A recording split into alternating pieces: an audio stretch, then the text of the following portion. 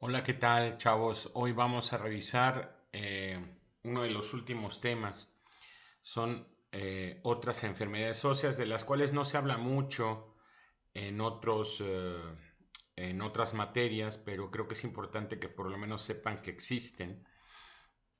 Rara vez se van a enfrentar a ellas, pero cuando esto ocurra, pues estar preparados. Estamos hablando de la enfermedad ósea de Paget y la osteomalacia. Las enfermedades óseas están clasificadas en las que se derivan de alteraciones genéticas, displasias óseas adquiridas no metabólicas y enfermedades metabólicas. Como pueden ver, algunas son más del campo de la pediatría, de la genética, de la endocrinología. En reumatología llegamos a ver algunas, pero básicamente cualquiera de nosotros se puede topar con un paciente que tenga algún tipo de estas alteraciones. Si bien ya vimos el tema de osteoporosis, en donde sabemos que la calidad ósea disminuye y esto aumenta la fragilidad y por lo tanto las fracturas, es una alteración difusa en el esqueleto. La densitometría ósea la hacemos en cadera y columna, no porque ahí se dé el fenómeno de osteoporosis, se da en todo el cuerpo, pero son los lugares, los sitios más representativos y los que finalmente sufren de las fracturas. Pero en el caso de la osteomalacia, que es una alteración de la mineralización ósea, con la consecuente reducción de características biomecánicas, esta trae como consecuencia deformidad, además de la fragilidad, también es una alteración difusa. Pero a diferencia de la osteoporosis, en donde el esqueleto no sufre deformidades, me refiero en cuanto a su morfología, puede sufrir deformidades la columna de alguien con osteoporosis por estas fracturas que ocurren, ¿verdad? Pero la osteomalacia tiene otro concepto, se da en etapas más tempranas. Y habrán escuchado que hay varios tipos de enfermedad de Paget. Nos corresponde tocar la enfermedad ósea de Paget, que en ella los osteoclastos están alterados en su actividad y esto va a dar como resultado una lesión focal con una estructura ósea que no es laminar, un aumento de volumen y de la deformidad ósea.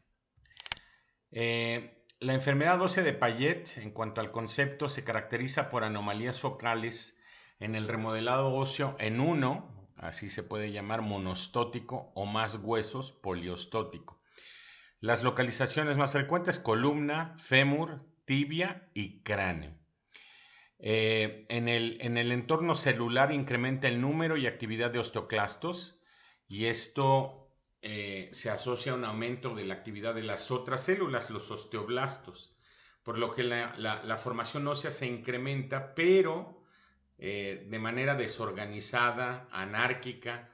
Se forma hueso no laminar. Este hueso no es de buena calidad, tiene menor resistencia mecánica y por lo tanto se deforma o se fractura con mucha facilidad.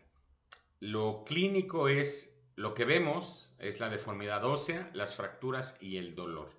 Aunque algunos pacientes pueden permanecer asintomáticos y el diagnóstico es aleatorio, ya sea por pruebas de laboratorio o por pruebas de imágenes, eh, estas serían las manifestaciones más importantes: deformidad ósea, fractura o dolor.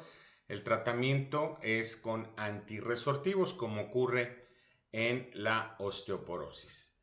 La edad de comienzo es por encima de los 50 años, ligero predominio de los varones. Es muy prevalente, por ejemplo, en caucásicos, Reino Unido, Australia, Nueva Zelanda, Europa. Prevalencia muy baja en Sudamérica, en Asia, en países escandinavos. En nuestro país no hay un registro adecuado por el subdiagnóstico, quiero pensar. Y dentro de cada país también pueden existir focos en donde hay más alta prevalencia regional, ¿no?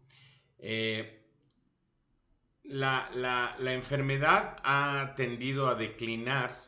eh, Parece ser que por un diagnóstico mucho más temprano. También hay involucro de cuestiones genéticas tanto en la presentación como en la gravedad. Ahí está el mapa en donde están distribuidos en Europa. Como pueden ver, no hay estadística en México. En América nada más aparece Estados Unidos y Brasil. Se desconoce la causa. El factor genético y el factor ambiental es importante, y los posibles factores ambientales son la infección por virus del sarampión, aunque no se ha podido demostrar el origen infeccioso de la enfermedad. Los tóxicos ambientales, la deficiencia de vitamina D en la infancia, el contacto con animales, microtraumas socios repetitivos, son teorías. Nadie ha podido demostrar hasta el día de hoy de dónde deriva esta enfermedad. Hay, eso sí, un marcado componente familiar. Los loquis, o los lochi, perdón, que son los locus en plural, candidatos, son varios, y el gen principalmente asociado es el secuestosoma 1, 5q13, que codifica la proteína P62 que está involucrada en el metabolismo del osteoclasto. Hay algunas otras posibles asociaciones con optineurina y con mutaciones de este mismo secuestosoma, pero pues son estudios que se hacen solamente en sitios muy especializados.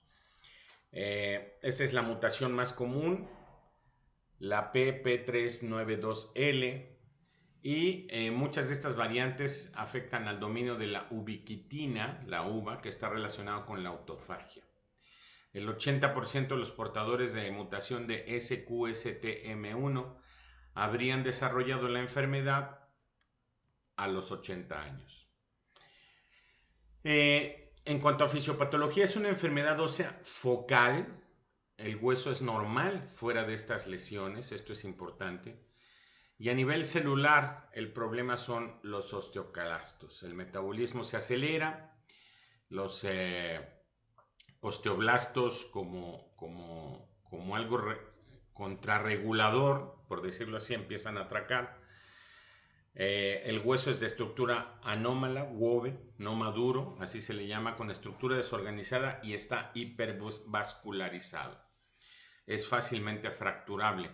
La evolución sigue estos tres apartados. Uno, la fase osteolítica, con la actividad inicial de los osteoclastos. Dos, la fase mixta, en donde hay actividad osteolítica y esclerosa. Y tres, la fase esclerosa. Estas fases no siempre son las mismas en todos los huesos afectados. Hay a nivel histológico una intensa reabsorción o resorción con lagunas líticas. En los bordes de estas se aprecian osteoclastos activados con múltiples núcleos. A esto se le conoce como hueso en mosaico. Les decía yo que no todos los pacientes tienen síntomas, 40-70% asintomáticos, y los que tienen síntomas tienen dolor, deformidad, calor local por hipervascularización en los huesos. Recuerden que el hueso se nutre de sangre, hay vasos nutricios, y por las complicaciones. La manifestación más frecuente es el doloroso, tipo Paget o pagético, sordo, profundo, poco localizable, nocturno y que aumenta con la carga. Mucho más intenso, asociado a actividad de la enfermedad, se atribuye a lo que ya vimos previamente: la deformidad, la hipervascularización, las fracturas, que pueden ser microfracturas. Y ojo, hay que hacer diagnóstico diferencial con el dolor neuropático o neurológico. En pacientes de más de 50 años, el dolor musculoesquelético de otro origen es muy frecuente. Que estamos viendo pacientes con artrosis. Pueden tener artrosis, pueden tener fibromialgia, pueden tener otra enfermedad y además tener el problema este. Las deformidades son sobre todo en huesos largos, en cráneo, en clavículas, se encurvan las tibias y a nivel anterolateral en el fémur. Esto le da una imagen muy característica a la enfermedad por aumento del volumen óseo y la maleabilidad. Y sobre todo pues por la bipedestación y la carga que tienen que soportar esos huesos. También puede haber deformidades maxilares que llevan a la mala oclusión dentaria. Esta es la deformidad de antebrazo. la tibia en sable, que pueden ver en la foto del lado derecho, deformidad en el brazo, tibia en sable. Y aunque cualquier hueso puede afectarse, ahí están los porcentajes de cráneo 30-40, fémur 30-40, tibia 15-20, pelvis muy alto 50-80 y columna. Y hay complicaciones por estas desviaciones como la artropatía degenerativa. Se imaginarán que alrededor de los huesos pues existen las cápsulas articulares, los ligamentos, los músculos. Hay dolor mecánico precisamente por esa razón, y el hueso cuando se fractura pues da dolor, como las pacientes que vimos de osteoporosis que tenían fracturas vertebrales, pues si bien puede el paciente seguir haciendo su vida, hay mucho dolor. Estas fracturas en huesos largos suelen ser perpendiculares al eje longitudinal. Esta es la coxopatía pagética del lado derecho. Coxopatía pagética, miren la diferencia de esta articulación con la contralateral. Y esta es una fractura de la diáfisis femoral. Observen el hueso curvo. Y vean los cambios de densidad ósea en la parte interna del hueso con las partes más externas, ¿no? Aquí en casos avanzados es muy evidente. No así, aquí yo podría pensar que se trata simplemente de una artrosis. Hay que tener cuidado. Las neuropatías periféricas por compresión debido a esta deformidad pueden ser complicaciones. Si es en el hueso temporal puede haber sordera por daño al oído interno. Pocas veces invaginación basilar del cráneo, hidrocefalia obstructiva, estenosis del canal medular y compresión radicular o medular. Estas complicaciones afortunadamente son poco vistas actualmente. Las más infrecuentes son insuficiencia cardíaca. Tengamos en cuenta que hay se va mucha sangre al hueso. Las metabólicas, hipercalcemia e hipercalciuria en los pacientes que están inmovilizados, y también algo raro, la transformación a un sarcoma en caso de que el paciente tenga dolor muy intenso, sobre todo en la variedad poliostótica más que en la monostótica. Las fases evolutivas de la enfermedad: la osteolítica, la mixta y la esclerosa. Entonces, el cráneo, pues en una fíjense, por radiografía simple se pueden hacer estos diagnósticos con las alteraciones de la opacidad. Aquí hay muchísima esclerosis, ¿no? El cráneo está afectado. Y podemos hacer imágenes, laboratorio, gamografía, histología, el SPECT, la tomografía y también la resonancia magnética, que es ahora técnicas con las que contamos y que ya no son tan difíciles de poder conseguir como lo eran en el pasado. Los hallazgos radiológicos son las lesiones o áreas osteolíticas, el engrosamiento de las corticales, la pérdida de la diferenciación entre cortical y medular, las trabéculas engrosadas, la osteoesclerosis, el crecimiento en el tamaño del hueso y la deformidad ósea. Ahí está una osteólisis en forma de B o de V. Se puede ver aquí. El engrosamiento cortical. Se puede ver aquí la deformidad, la pérdida de esta relación entre cortical y medular. Grábense bien estas imágenes porque en algún momento podrían encontrar algún paciente con estas características. A nivel de las vértebras, si aumenta una vértebra de tamaño en comparación con las otras, nos hace sospechar de enfermedad de Payet. Si aumenta de tamaño este hueso en comparación con los otros, miren las corticales muy gruesas, nos hace sospechar de enfermedad de Payet. Los marcadores de formación ósea: fosfatasa alcalina, la total, la ósea. Los propéptidos que no son accesibles comercialmente, por lo menos de manera habitual, se tienen que pedir a laboratorios especializados.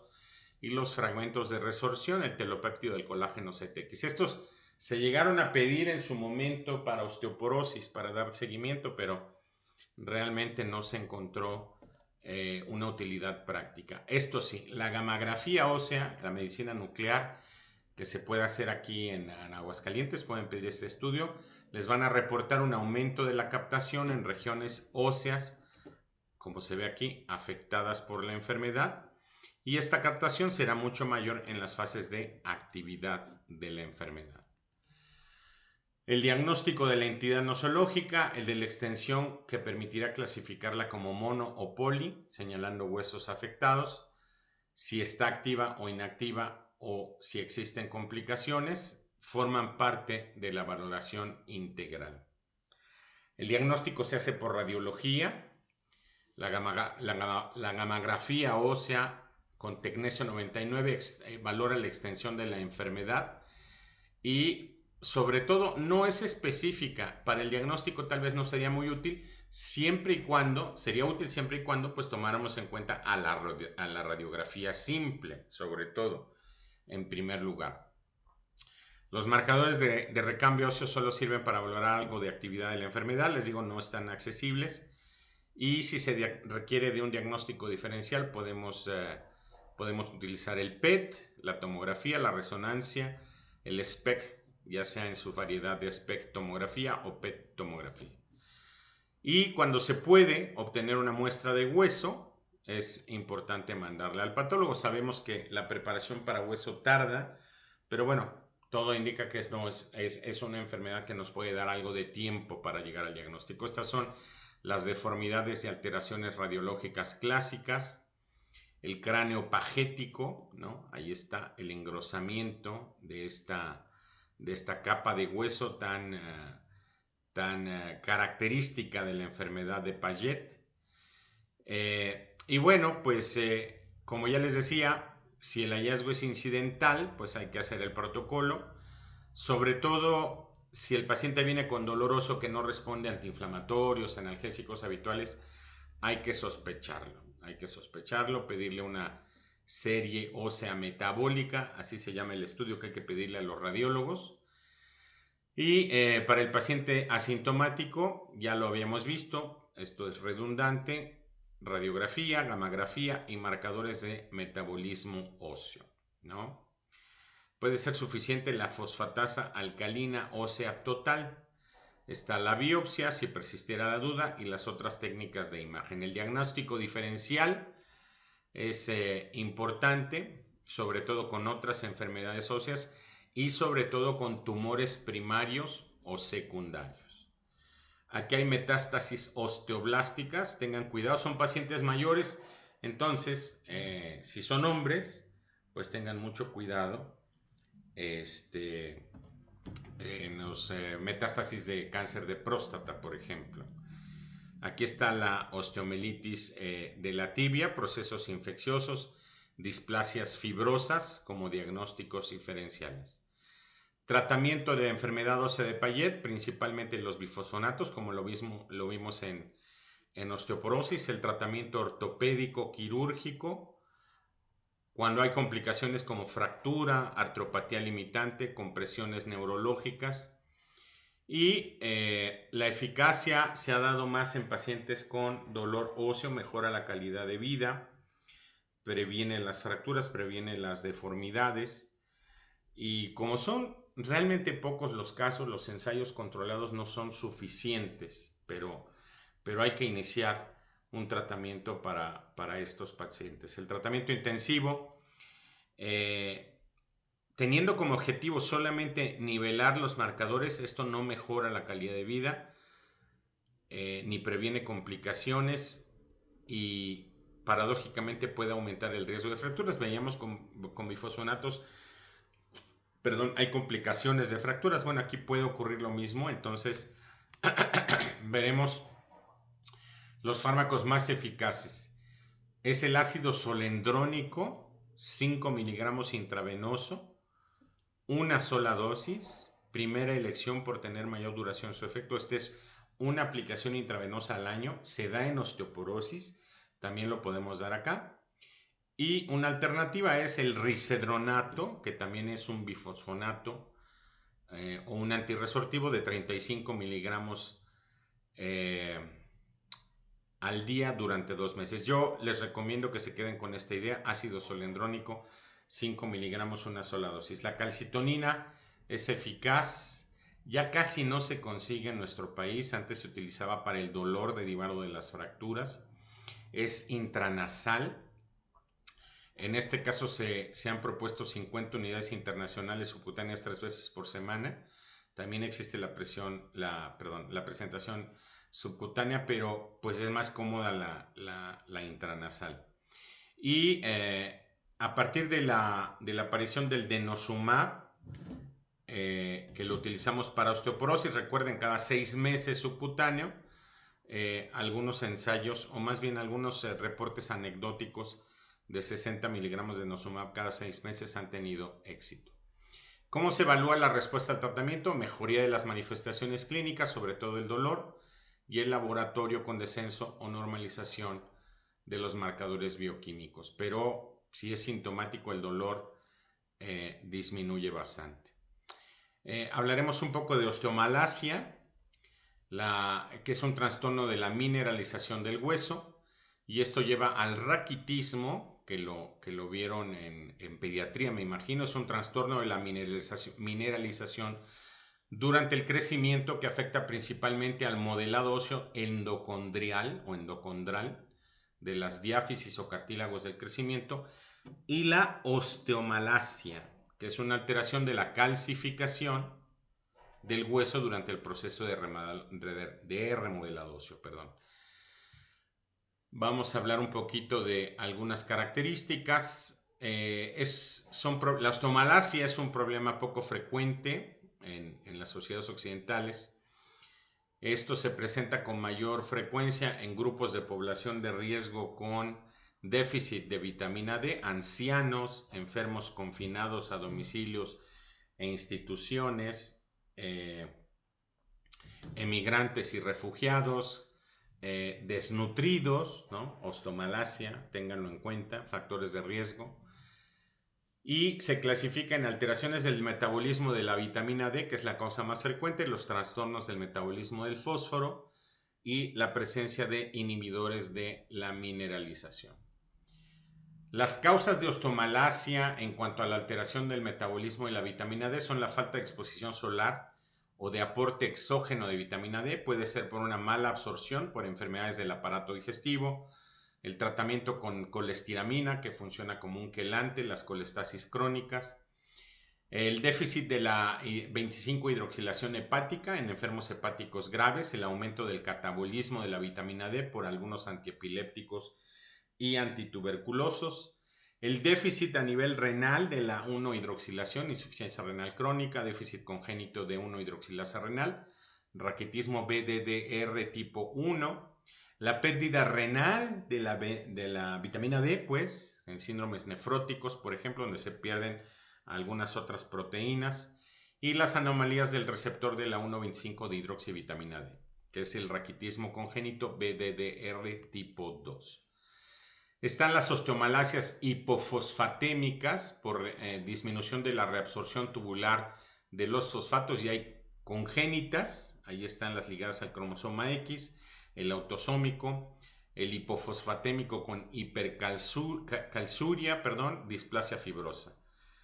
Y las adquiridas, la osteomalacia tumoral, las disfunciones del túbulo renal, ahí está un síndrome que verán en medicina interna, síndrome de Fanconi, y en nefrología, acidosis tubular renal, tratamiento con hierro intravenoso y tratamiento antirretroviral. Reducción de fosfato por baja ingestión asociada a la toma de antiácidos no absorbibles. Y la osteomalacia por inhibidores de la mineralización con hipofosfatasia, acidosis crónica, intoxicación por aluminio, flúor o etidronato, que es un antirresortivo de la familia de los bifosfonatos. Los rasgos histológicos son una matriz osteoide no mineralizada con aumento de su superficie, grosor y volumen, retraso en la mineralización y marcajes dobles con tetraciclina escasos. Es una técnica que se utiliza para el diagnóstico. Los huesos En el caso de la osteomalacia tienen menor resistencia, son más maleables o deformables con mayor riesgo de fractura. Algunos pacientes están asintomáticos, se parece en alguna medida al Payet, pero en los sintomáticos hay manifestaciones óseas, además manifestaciones musculares y manifestaciones metabólicas. El dolor es espontáneo, difuso, profundo, poco preciso. Se cree que esto se debe a la distensión del periósteo, que se encuentra presionado por un aumento de osteoide hidratado o hiperhidratado. Se localiza en pelvis, columna, parrilla costal, sin una relación clara con fracturas, pero también pueden aparecer dolores a la digitopresión, especialmente en la parrilla costal y la tibia. En las formas muy graves se puede ver algo que se llama deformidad en campana a nivel de tórax y en el esternón en quilla. En la parrilla costal suelen aparecer unas lesiones arrosariadas. Y las fracturas, que pueden ser la forma de debut clínico en costillas, vértebras y huesos largos. Esta es la imagen de las costillas arrosariadas. Miren cómo es claramente visible, pues, las costillas arrosariadas. Las manifestaciones musculares se manifiestan, pues, por, valga la redundancia, por debilidad muscular proximal pelviana, y en ocasiones esto dificulta la marcha. Se cree que esto tenga alguna relación con hipofosfatemia y a la influencia de la hipovitaminosis D, que también es útil para el músculo. Osteomalacia, alteraciones metabólicas, se deben principalmente a hipocalcemia, y si hay hipocalcemia severa puede haber una crisis de tetania, como en el tétanos. Puede ser parestesias, contracturas tónicas, espasmo carpopedal, convulsiones, y los signos que también ya vieron en alguna otra parte de las materias que se imparten en la licenciatura, el signo de Chevostek y de Trousseau. Las técnicas de imagen: radiología simple, gammagrafía ósea, densitometría, que se encuentra disminuida en el rango de osteoporosis, tomografía en el laboratorio, siempre pedir vitamina D y PTH, siempre pídanlos en problemas metabólicos óseos cuando tengan esa sospecha. Disminuye la vitamina D y se eleva secundariamente la paratormona o PTH. Calcemia normal o baja, hipofosfatemia por calciuria, elevación de la fosfatasa alcalina, y en la biopsia por histomorfometría se comprueba el aumento de la superficie, volumen y grosor osteoide. En radiología se observa un patrón borroso con pérdida de la trama trabecular en vértebras, y adelgazamiento de la cortical. Se modifica la forma del hueso con vértebras bicóncavas, algunas de ellas aplastadas. Esto es importante en el diagnóstico diferencial de osteoporosis. En huesos largos disminuye el espesor de la cortical, y las bandas radiolúcidas perpendiculares a la cortical se conocen como pseudofracturas o zonas de Lüther.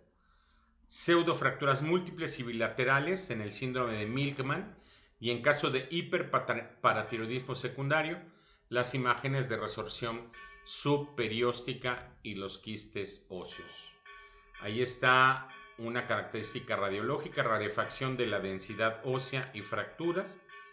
Aquí está la fractura de esta rama del pubis o isquiopúbica, pseudofractura de Lüther perpendicular al eje longitudinal, ahí está. Zonas de Lüther, pero ahora de manera bilateral, ahí está. Síndrome de Milkman, recuérdenlo. El diagnóstico, de la entidad como tal: debilidad muscular, dolor óseo. El laboratorio, con lo que ya vimos: la radiología, la gammagrafía con imágenes de captación múltiple, la densidad mineral ósea baja. Si se dispone de técnica hay que hacer histología, principalmente hipovitaminosis D, hiperfosfaturia, calciuria, y disminución de la 1,25-hidroxivitamina D. El tratamiento debería ser etiológico en lo posible, garantizar una ingesta adecuada de calcio, 1 a 2 gramos por día. Si hay déficit de vitamina D, 30,000 a 100,000 unidades semanales durante varios meses, seguido de 400 a 800 unidades internacionales por día. Y este tratamiento se debe mantener hasta la resolución de la osteomalacia. Esto es la normalización de alteraciones de laboratorio y aumento de la densidad mineral ósea. Pues chavos, con esto terminamos estas otras enfermedades óseas. Les voy a mandar 2 videos por WeTransfer a sus correos y esto será con lo que prácticamente ya estaríamos al final del curso. Espero que vayamos bien, espero que no tengan dudas, que estén aprovechando esto con todo y las circunstancias en las que nos encontramos al máximo. Que tengan muy buen fin de semana y si tienen alguna duda, a favor de enviarle al chat. Por cierto, la gente que mandó las densitometrías, perdón, los FRACs de sus familiares, sí los vi. No hay alguna recomendación en especial, pero es sobre todo es un ejercicio para que se familiaricen con eso y cuando les llegue una densitometría lo hagan. ¿Sale? Que tengan buen día. Gracias. Salud.